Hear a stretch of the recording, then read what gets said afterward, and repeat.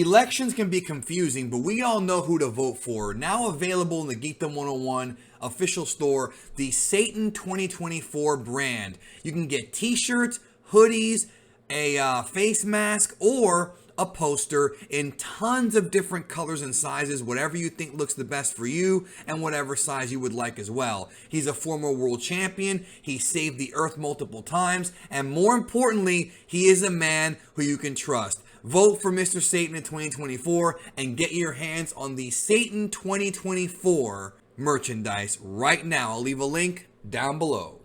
A few weeks ago, I put out a video entitled How Gogeta Beat Broly, and in that video I went into explicit detail about the strategy that Gogeta used to defeat Broly in Dragon Ball Super Broly, and the big technique that he used to actually put Broly away before he was about to hit him with the Kamehameha was the Stardust Exploder or Stardust Explosion. And on this video, this technique guide, I'm going to tell you everything we know about this technique, the newest move in the arsenal of Gogeta.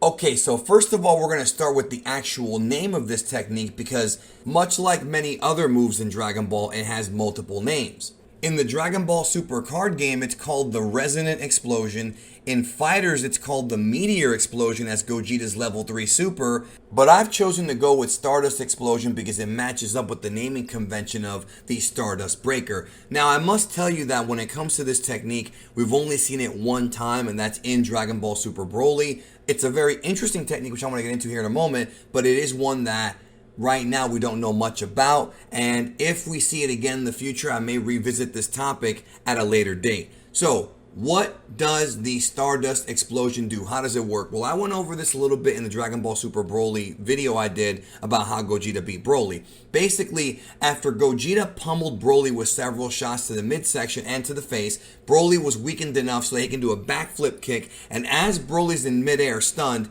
Gogeta puts his arms out, lifts them up, and delivers a huge explosion that seemed to come from Broly's midsection.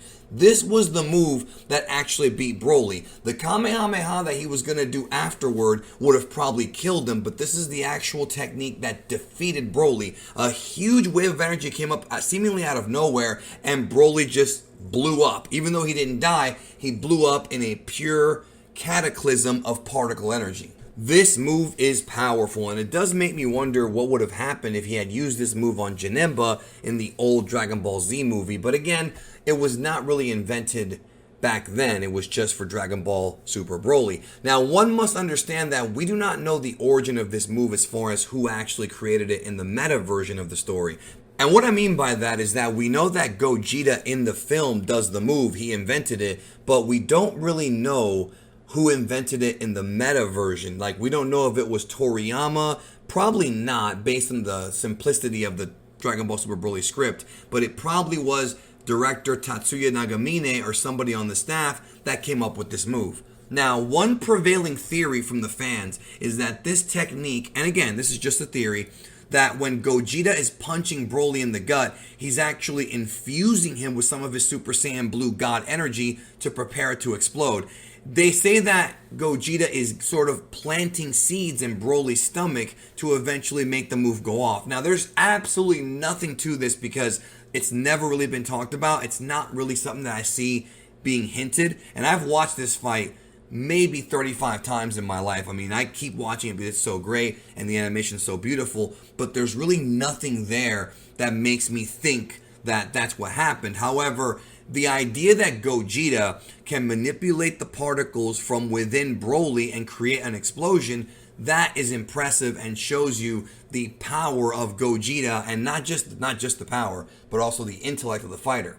Gogeta had to figure out how to put Broly down once and for all and prevent him from destroying the earth or possibly even something greater than that. And this was his way of doing it. And if you really analyze what actually happens, the explosion that he creates inside of Broly is humongous. I mean, it looks like a nuclear bomb was dropped. And to me, Outside of perhaps a full power cosmic Kamehameha, I feel like the Stardust Exploder or Stardust Explosion could end up being Gogeta's most powerful move. With that being said, that's going to bring the video to an end because we literally don't know anything else about this move. But if you enjoyed this video, albeit brief, this technique guide, check out these as well, and I thank you for watching.